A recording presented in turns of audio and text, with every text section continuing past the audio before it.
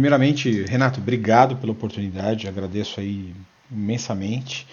É sempre uma honra falar do Evangelho, das coisas de Deus, né? Eu sou eu amo, né, estudar a palavra, né? Acho que eu tento demonstrar isso todos os dias, né? Sempre com as oportunidades que são me dadas. Eu vou compartilhar já a tela aqui e a gente vai conversando porque fica mais fácil a gente visualizar. Agora eu não estou vendo mais vocês, eu estou vendo só a apresentação, tá? Então já coloquei em tela grande aqui. Conforme for, se vocês quiserem até interromper, no meio não tem problema algum, podem falar, eu só não vou ver se alguém levantar a mão, alguma coisa do tipo. Então, de novo, agradeço mais uma vez, né, Renato e a Ilane, a oportunidade, né? Espero que hoje eu consiga passar para vocês um pouco deste amor que eu tenho pelo estudo da palavra. Eu, desde quando eu comecei a estudar, alguns anos atrás, né, a gente vai se apaixonando pelas escrituras de uma maneira e vai enxergando uma perfeição e como a palavra inteira ela se cruza e ela existe um termo na teologia chamado simetria bíblica, né? Que é a perfeição de como a palavra ela vai se encaixando e ela vai se tornando perfeita diante dos nossos olhos enquanto nós vamos lendo. Muitas coisas me chamam a atenção na palavra e assim, desde pequenos detalhes a grandes coisas, e algumas me impactam de uma maneira muito grande, né?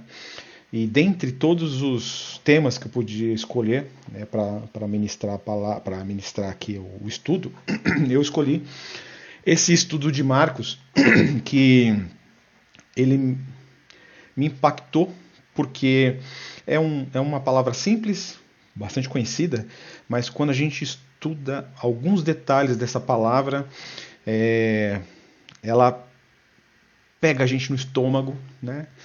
E coloca a gente de frente com Jesus, pronto para ser questionado. E acho que a beleza do Evangelho é isso, é que ela consegue nos confrontar a todo minuto e a cada palavra nos confronta e nos traz um entendimento.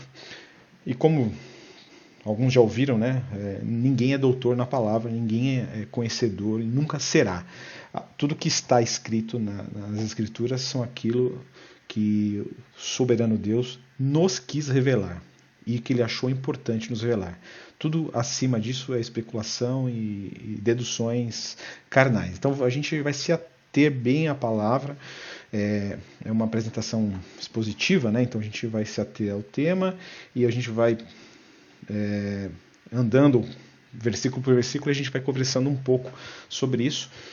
Mas, dando um spoiler, né? Essa aqui é uma passagem bem conhecida e a gente vai perceber que se trata de uma denúncia da palavra do Evangelho para alguns acontecimentos da região onde Cristo iniciou o seu ministério, tá?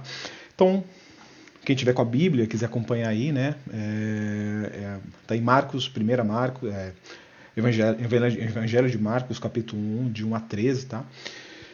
E a gente vai começar aqui. Eu já coloquei o versículo aqui, para não ter que manusear ali a Bíblia, e eu vou começar lendo aqui, e vamos seguir.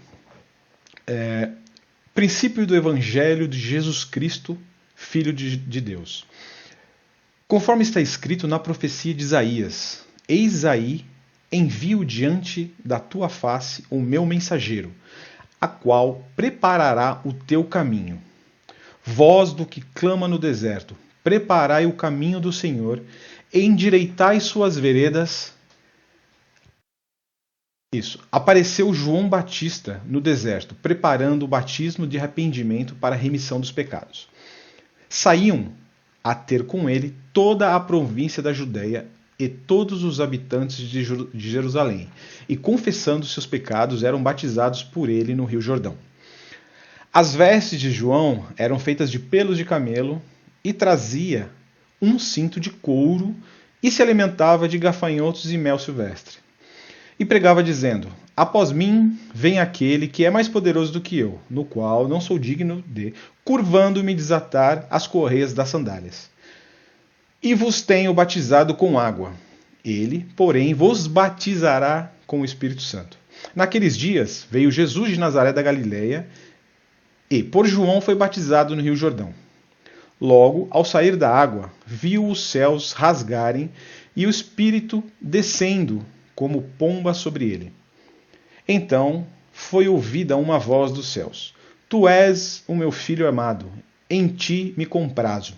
E logo o Espírito o impeliu para o deserto, onde permaneceu 40 dias sendo tentado por Satanás. Estava com as feras, mas os anjos o serviam. Amém. Palavra maravilhosa. Quando a gente ouve essa palavra a primeira vez, a gente entende ali, né? Poxa, Deus mandou um mensageiro, João Batista, para anunciar a vinda de Jesus. É aquilo que normalmente é pregado, que vem à nossa memória e como essa palavra é exposta. Mas eu quero hoje dar uma visão para vocês um pouco mais aprofundada da beleza dessa palavra. Quando Jesus, ali logo no primeiro versículo, né, no princípio do Evangelho de Jesus Cristo, Filho de Deus. Jesus, algumas vezes, ele usa alguns termos para se explicar e demonstrar a pregação do Evangelho. O termo Evangelho, já logo no começo, ele não era um termo que foi usado por Jesus, né? Embora hoje a gente saiba, né, que o Evangelho é muito usado na igreja evangélica, mas ela não é uma palavra evangélica, tá? Ela vem do grego evangelion, né, como eu denotei ali, e este evangelion ele era usado pelos gregos para fazer uma anunciação de coisas novas que estariam por vir, tá? Então, por exemplo, se houvesse ali a informação, uma notícia de uma guerra vencida, então os romanos, olha, eis aqui as boas novas, eis aqui o evangelho da guerra. Era como se fosse um pasquim romano, tá? Então a palavra evangelho vinha disso. Mas o que Jesus fez foi, quando anunciado essa palavra, né, ele transformou esse evangelho, né, na sua apresentação da vinda do reino de Deus. A ideia desse versículo, a ideia dessa transformação do evangelho é confrontar, é ser a oposição de tudo aquilo que um império romano, que um mundo pregava como boas novas. Então, o evangelho vem para confrontar tudo aquilo que era exibido, demonstrado, né, aplicado por Roma, né, pelas coisas do mundo daquela época, né?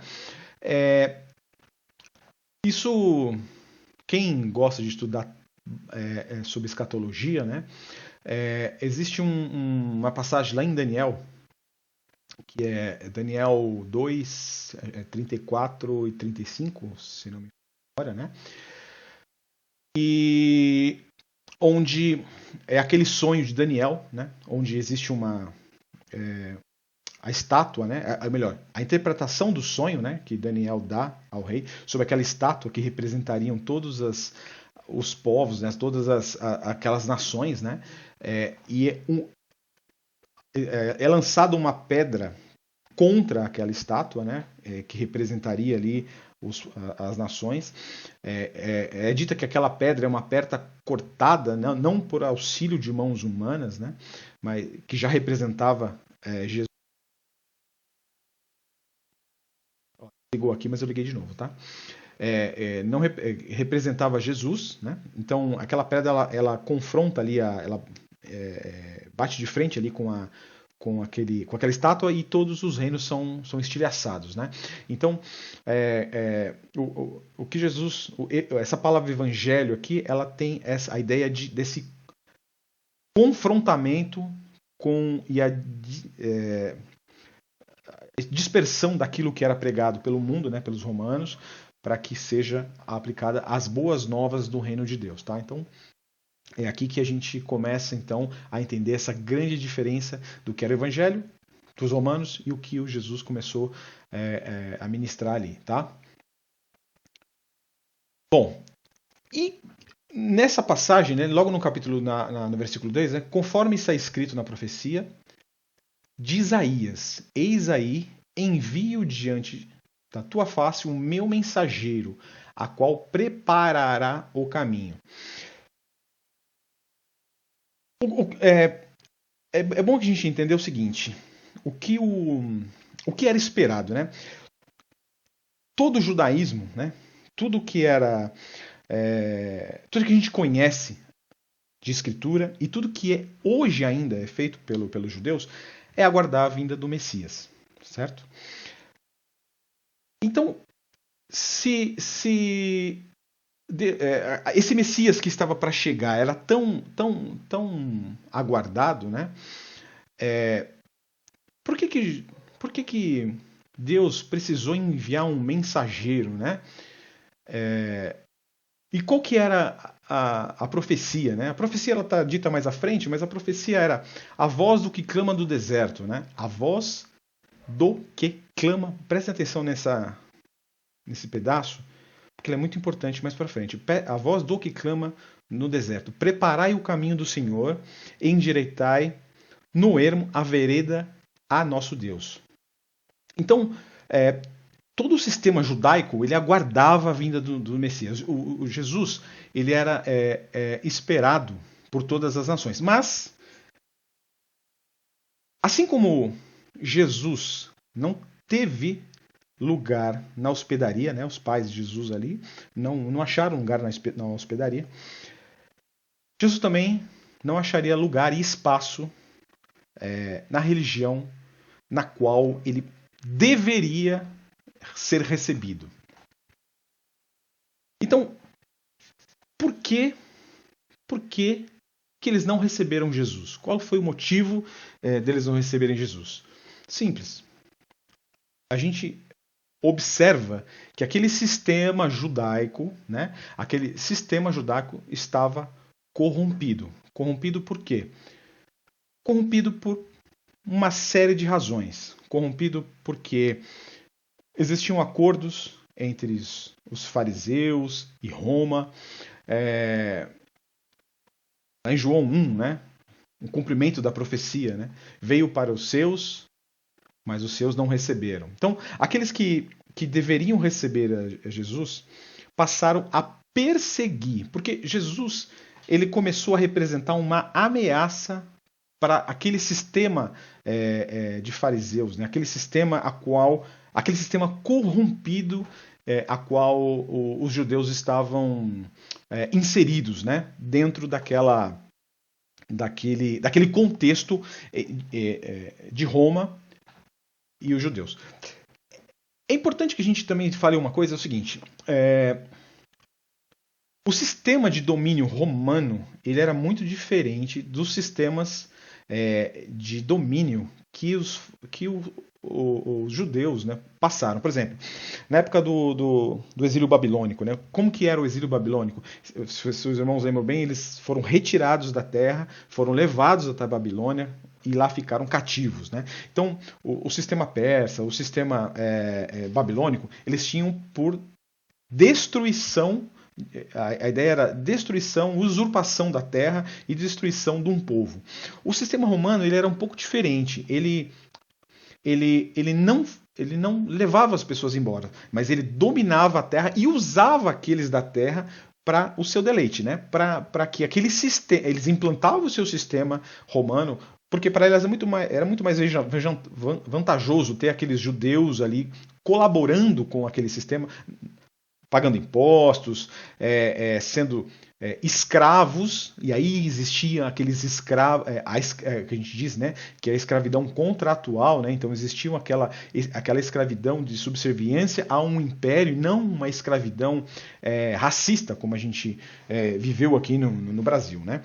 Então, esse modelo de dominação romano, ele foi fundamental para quê? Para corrupção de um sistema judaico, tá? Então, nada do que havia ali naquele sistema do templo, naquele sistema judaico, naquele sistema religioso, serviria para a chegada de Jesus, tá? Então, a construção desse caminho implicaria num negócio: a desconstrução daquilo que já existia. Então, para que Jesus pudesse vir, precisaria desfazer aquele modelo judaico, né, que já estava corrompido. Tá? Então, versículo 3: Vós que clama no deserto, preparai o caminho do Senhor e endireitai as suas veredas. Bom, isso, vamos lá. Então, quem era a voz do deserto? Né? Então, vamos lá. João veio, ele foi levantado, e aí a gente vai falar mais sobre ele, e ele traz consigo um dever, né? Ser a voz do que clama no deserto. Né? Porque Deus...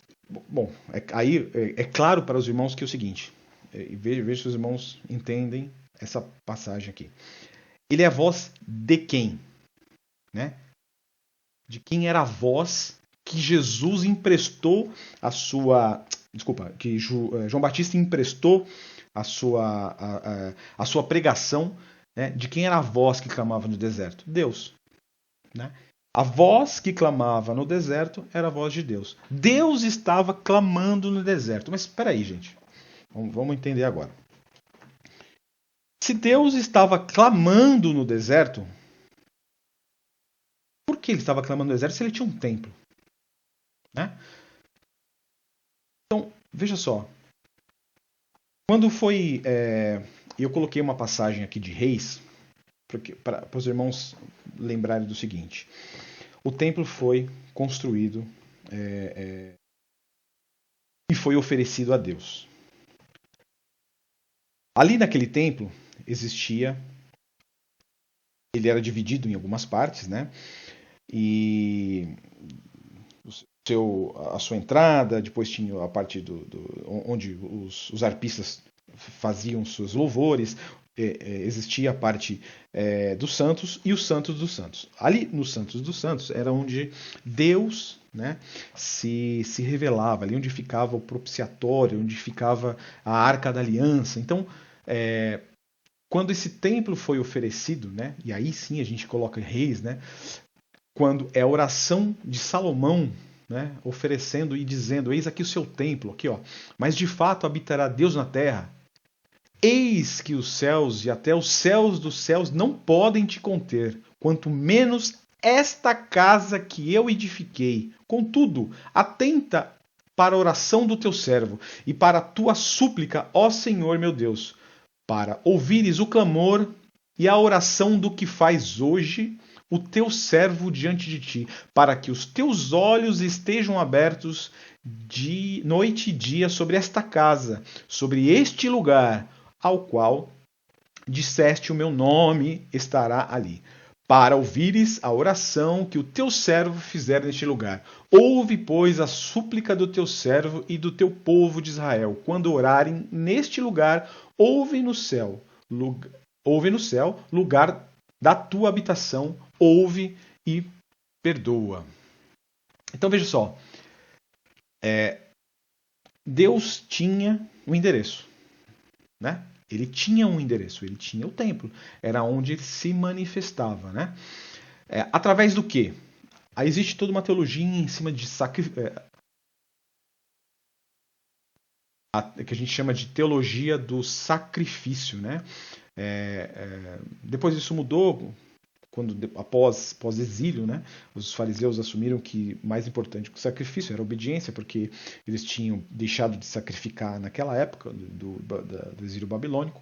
Então eles passaram a dar mais importância à lei do que ao sacrifício. Mas até um certo momento o sacrifício era importante. Então o estabelecimento do sacerdote, e quem podia sacrificar eram somente os sacerdotes do templo. Tá? E claro, dentro de ritos, dentro de sábados, enfim, existia todo um modus operandi ali do templo, né, para que pudesse se ter uma aproximação de Deus. Então existia um templo onde Deus se proclamava, se revelava, e este templo não estava mais servindo, né? Então passou a clamar no deserto. E agora vejam só.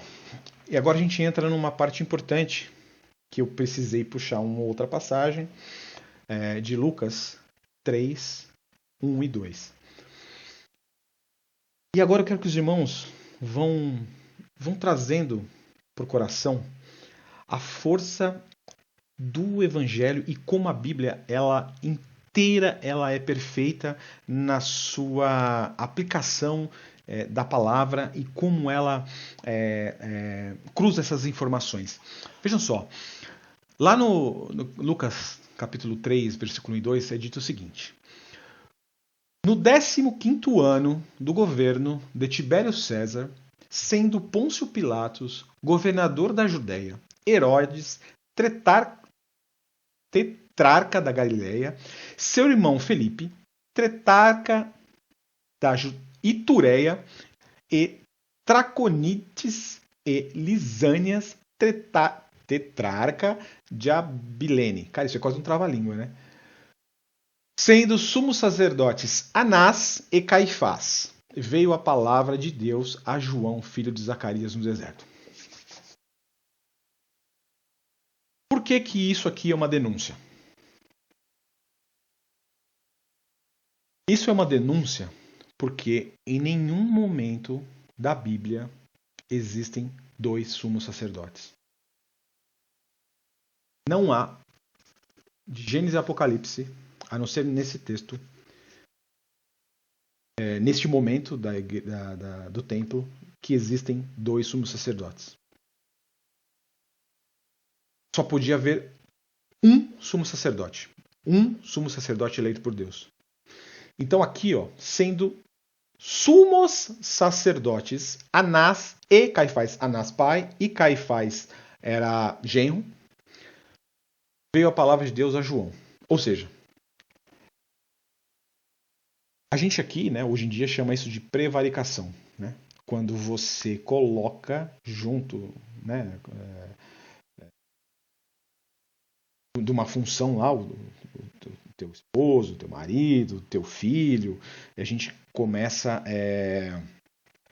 a atribuir cargos conforme aquilo que nos é interessante e não por mérito, né?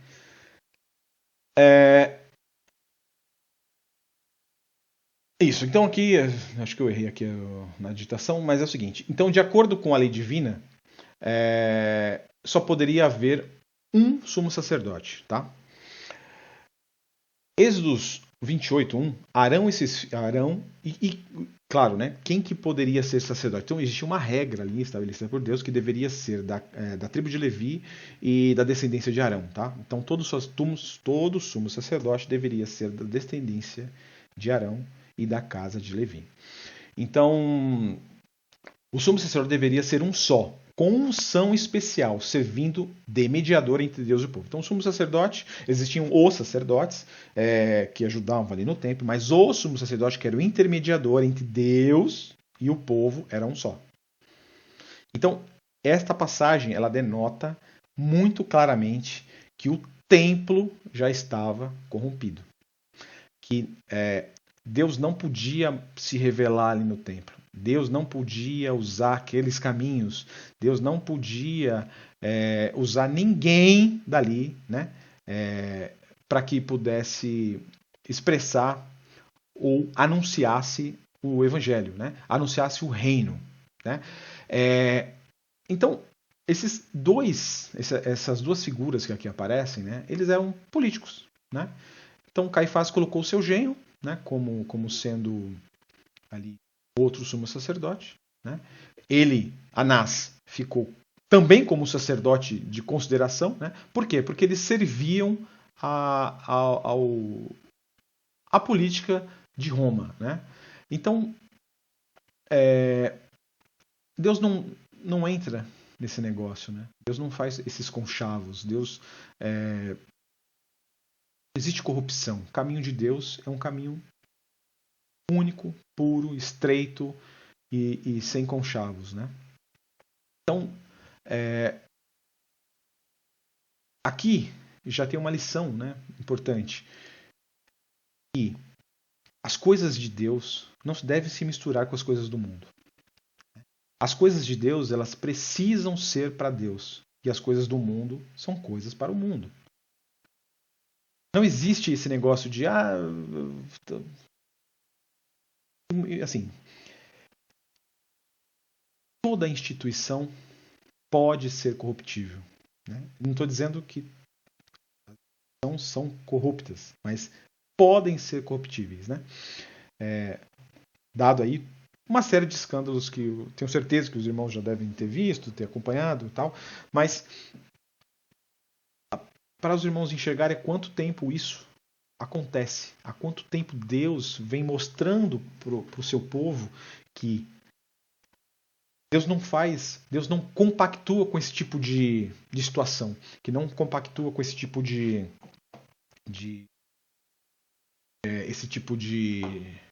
conchavo, né? Vou andar aqui porque a gente não perdeu muito tempo, não.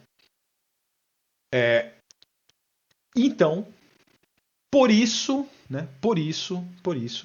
Deus precisava levantar alguém, ser a voz, né, a voz do que clama do deserto, para preparar os caminhos do Senhor. Porque aquele caminho a qual Cristo precisava vir era um caminho que estava corrompido, né? Era um caminho que Deus já tinha planejado, mas que, infelizmente, não poderia ser seguido, né? Então, existiam alguns grupos naquela época, né? Sejam alguns grupos que existiam, né? Os zelotes, né? Eles eram um grupo violento. Os fariseus, né? Escolheram a complacência com os dominadores. Os saduceus, a cumplicidade com os opressores. Os publicanos escolheram serviços aos tiranos. E os essênios, né? Escolheram o caminho da fuga. Eles quase eremitas, né? Eles viam nas montanhas e tudo mais. Então, Deus não enxergava um caminho para o seu filho através desses grupos que existiam na época. Mesmo o João Batista era alguns estudiosos dizem que João Batista fazia parte dos essênios, que ele foi cuidado pelos essênios nas montanhas, por isso ele tinha tanta familiaridade com o deserto, enfim. Mas Deus não enxergava. Deus não enxergava isso, né? Então, Deus precisava o quê? Precisava achar um caminho. Endireitar as veredas. Endireitar. Deus queria trazer o seu filho através dos seus, mas para isso ele precisava desconstruir, ele precisava endireitar as veredas, né? As suas veredas, os seus caminhos. Vão trazendo agora a perfeição da palavra. E como que Deus faz isso? Através da palavra que João Batista pregava. Caso, né, os irmãos lembram bem, era aquele que apontava o dedo, João era aquele que enfrentava, João era aquele que exortava, apontava o erro de Herodes, apontava o erro dos reis e dos fariseus, raça de víboras. O objetivo de João era endireitar, ele sabia muito bem o que ele precisava fazer. Ali no versículo 4 a gente fala que apareceu João batizando no deserto e pregando o batismo de arrependimento para a remissão dos pecados. Vamos lá. Olha só como Deus é maravilhoso. Deus sabia que o templo estava corrompido, que não existiam ali sumos sacerdotes, sumos sacerdotes dignos, né, de entregar a palavra, de receber a Jesus Cristo. Então o que ele fez? Levantou o seu servo no deserto para que ele pudesse ser a sua voz, a voz daquele que clama no deserto. E vejam só, quem era o verdadeiro sumo sacerdote? João Batista era filho de um sacerdote chamado Zacarias e tinha direito ao sacerdote da tribo de Levi. Então, Zacarias era da tribo de Levi. Isabel, isso está dito lá em Lucas, né? Lucas 1,5. Nos dias de Herodes, rei da Judéia, houve um sacerdote chamado Zacarias, do turno de Abias, e sua mulher era das filhas de Arão e se chamava Isabel. Então, por direito, veja só, Deus é tão perfeito que ele falou: bom, eu não vou levantar um qualquer, eu preciso levantar um que seja digno, um que tenha, por mérito, ser o sumo sacerdote. Quem é este? João Batista. Então ele levanta João Batista como sendo um sumo sacerdote sem templo. Voz daquele que clama no deserto. Ele não precisava de um templo, mas ele precisava de alguém digno, alguém que fosse, que tivesse por mérito, que tivesse por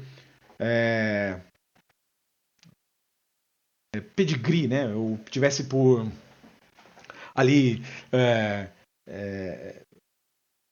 dentro dos parâmetros ali estabelecidos, que ele pudesse ser um sacerdote digno. Então, Deus levantou alguém para que não tivesse nenhum tipo de contenda ou desordenança naquilo que ele estava pregando, porque ele também tinha direito. E note uma coisa.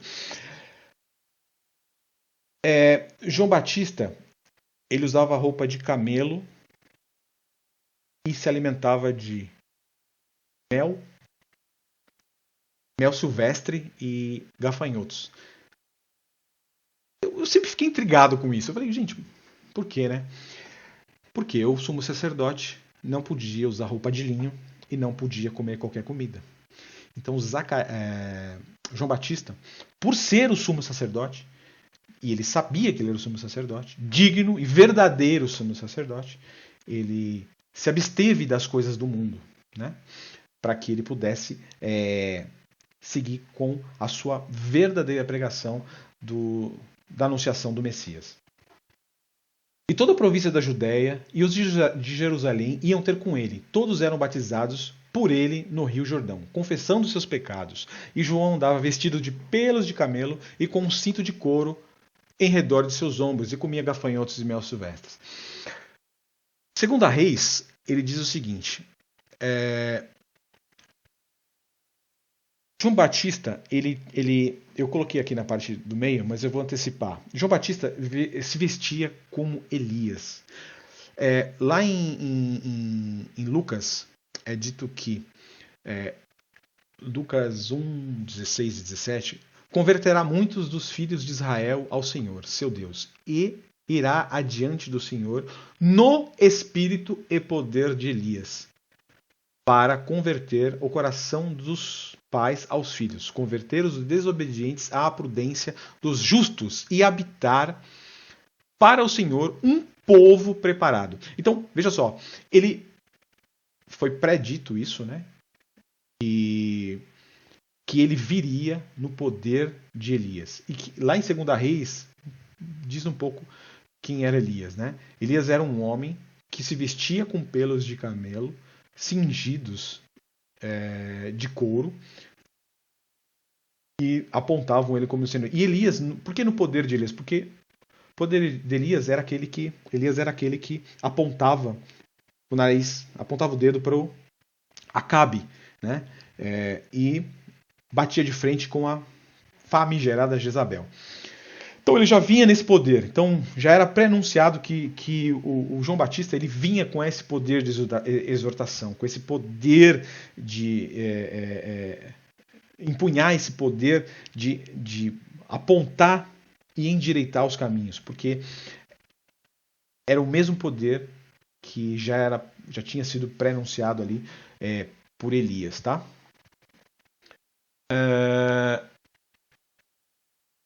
Com palavra de arrependimento dos pecados, para que, através do batismo, fosse renovado o pacto de obediência a Deus. Tá? Então, a mensagem de Elias era uma mensagem de arrependimento, de exortação e arrependimento dos pecados. E fazia o batismo, né, para que fosse algo público e subserviência ao Pai. E pregava dizendo: após mim vem aquele que é muito mais forte do que eu, do qual não sou digno de, abaixando-me, desatar a correia de suas sandálias. Eu, em verdade, vos tenho batizado com água, ele, porém, vos batizará com o Espírito Santo. João Batista entendia que a voz do que clama do deserto, do povo, deveria direcionar sua adoração e devoção para aquele ao qual estava anunciando, e não para si. João Batista era a voz. E ele nunca se colocou em um lugar especial. Ele sempre anunciava aquele que deveria vir. Né? Que ele cresça e eu diminua. Que eu não sou digno de desatar as suas amarras. João Batista nos traz uma importante reflexão aqui. Você não precisa de títulos. Você não precisa de cargo. Você não precisa de nome. Você não precisa de absolutamente nada para proclamar as coisas do reino. Você precisa de unção e subserviência ao Pai. Entendimento que o Pai é único e maravilhoso, acima de todo e qualquer carne que há de vagar neste mundo. Então, a responsabilidade do pregador é anunciar unicamente aquele que é capaz de mudar os corações do ser humano em novas criaturas. Só tem algo, só tem... Uma vez, eu vou só colocar uma pergunta que me fizeram uma vez, né? Porque uma vez eu entre alguns bate-papos, né, com alguns ateus, e me perguntaram uma vez por que Jesus, quando perguntaram para ele sobre o servo que estava doente, quando o Romano perguntou, meu servo está adoecido, por favor, não sou digno que entreis em minha morada, mas se disser uma só palavra, ele será salvo. Por que em vez dele não salvar, ele não exortou a escravidão? Essa é a resposta. Jesus a pregação não tem um objetivo de político, não tem o objetivo de quebrar barreiras políticas. Ele tem o objetivo de mudar corações. Jesus e Deus e o Espírito Santo entendem que somente através da pregação e a mudança verdadeira do coração é que tudo se faz novo. É que o carrasco deixa de ser carrasco, é que o adúltero deixa de ser adúltero, é que o malfeitor deixa de ser malfeitor, é que o corrupto deixa de ser corrupto, é através da mudança verdadeira dos corações. Então, já explica que só pode emergir em água, que ele só pode emergir em água, mas Jesus irá te emergir no compromisso do Espírito Santo, mudando nosso ser totalmente e sermos já agentes de mudança para outras pessoas. Então ele diz o seguinte: olha, eu posso te batizar em água, é o que dito lá. Eu vou te batizar com água, para que você se arrependa. Mas quando você emergir, virá outro que vos batizará com o Espírito Santo. E este sim mudará o seu coração. Estamos no tempo ainda? Falta 10 minutos. Estão todos me ouvindo aí? Sim. Boa. Amém. Versículo 9. E aconteceu naqueles dias que Jesus, tendo ido a Nazaré da Galiléia, foi batizado por João no Jordão. E logo saiu da água e viu os céus rasgando-se e o Espírito que como de uma pomba desceu sobre ele. E aqui começa o Evangelho de Jesus, no momento que ele é batizado. Lembra que eu falei lá que existia todo um estudo sobre sacrifício, né? Quem podia fazer o sacrifício dentro do Santo dos Santos era o sumo sacerdote. Olha de novo a palavra de Deus sendo perfeita na sua atuação. Quando Jesus olha para João Batista e fala: você tem que me batizar porque você é o sumo sacerdote e eu sou o cordeiro, eu sou o sacrifício. É mais uma vez a perfeição da palavra de Deus E aí no Antigo Testamento, né, quando o sumo sacerdote levava o sacrifício propiciatório, ele colocava a mão sobre a cabeça do cordeiro para que fosse sacrificado, e assim que João faz, né, colocando a cabeça de Jesus e o batizando. Né. E aqui começa o Evangelho de Jesus sendo batizado, né. Jesus tornando-se então um Adão perfeito. Primeiro Adão caiu em pecado, né, a criação de Deus, por desobediência. E Jesus se batiza não porque ele precisava. Jesus não precisava se batizar. Jesus sabia quem ele era. Mas o que ele precisava fazer? Dar testemunho. E como ele deu esse testemunho? Se batizando. Né? Ele dá este testemunho batizando-se. Mesmo ele sendo Deus, submisso, né? E aí a gente entra na Trindade, naquela questão da relação entre Pai, Filho e Espírito Santo, mas Jesus sendo submisso ao Pai. Né? Então, Jesus, o Adão perfeito, tornou público aquilo que o primeiro Adão não conseguiu, submeter ao Pai, para que todos sejam como eu sou. Para que todos nós, quando Jesus se batiza, ele se imerge, ele está representando a todos nós. Todos aqueles que se batizam no Espírito Santo se tornam submissos ao Pai. Né? Emergem de lá novas criaturas. Depois do batismo, né, os céus se rasgam, né, a versão que eu tenho aqui fala se rasgam, né, e esse termo se rasgaram, assim, a impressão que dá é que algo precisava sair dos céus, né, para que pudesse ser entregue à humanidade, né, e esse rasgar, né, significa a insubmissão dos homens a Deus. Né? Então, por que os céus se rasgaram? Por que o céu estava fechado? Por que Jesus entregou o Espírito Santo para nós? Né? Eis que depois de mim virá o Consolador. Né? Ele entrega isso. Por quê? Porque existia uma insubmissão dos homens. Né? A insubmissão dos homens era o que fechavam os céus e não deixava que a palavra de Deus pudesse ser completamente entregue. Tá?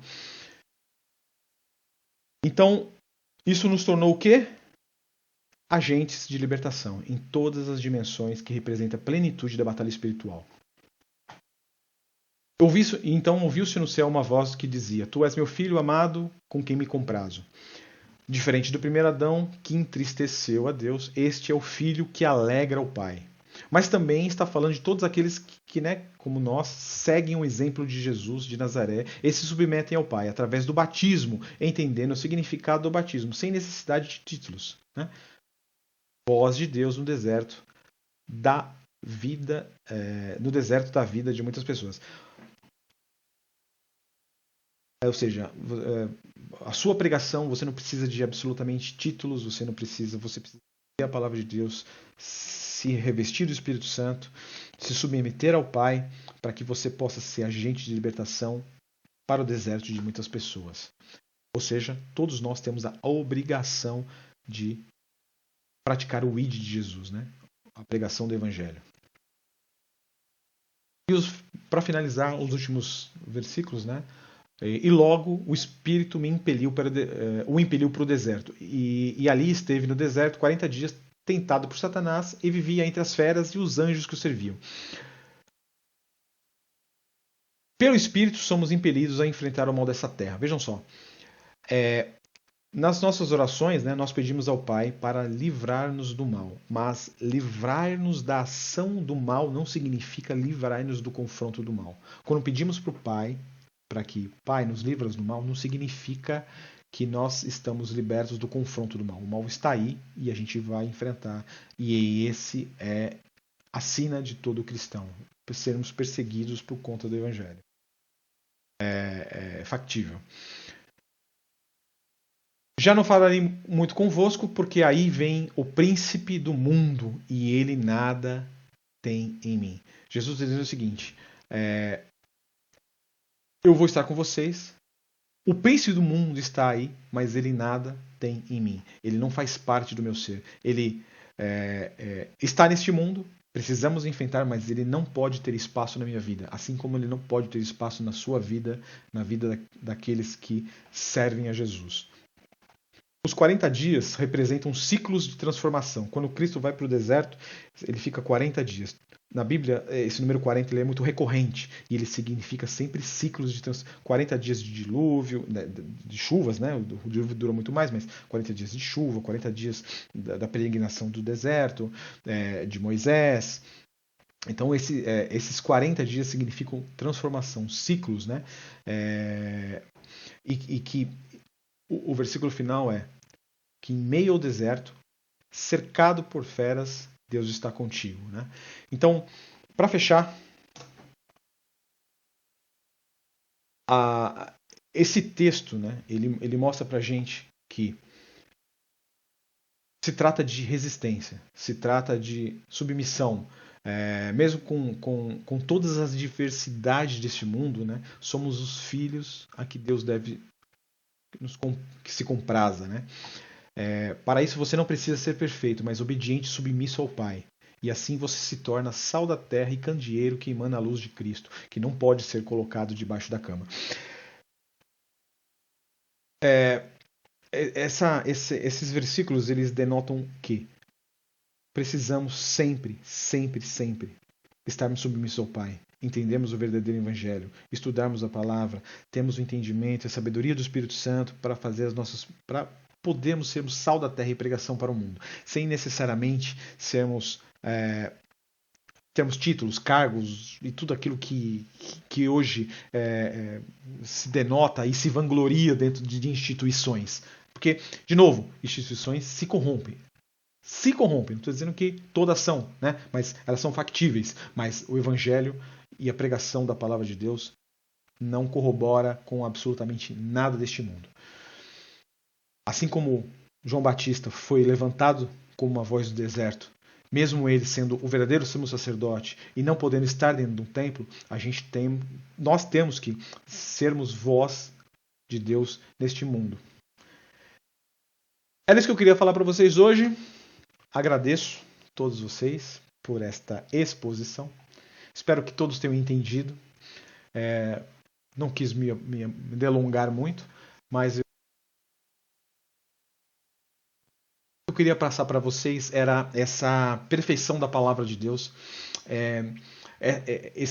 Isso me chocou demais quando eu estudei essa palavra e fui entendendo quem era João Batista e por que ele era essa voz no deserto. Isso me trouxe um acalento muito bonito ao coração. E eu espero ter passado um pouco para vocês isso nessa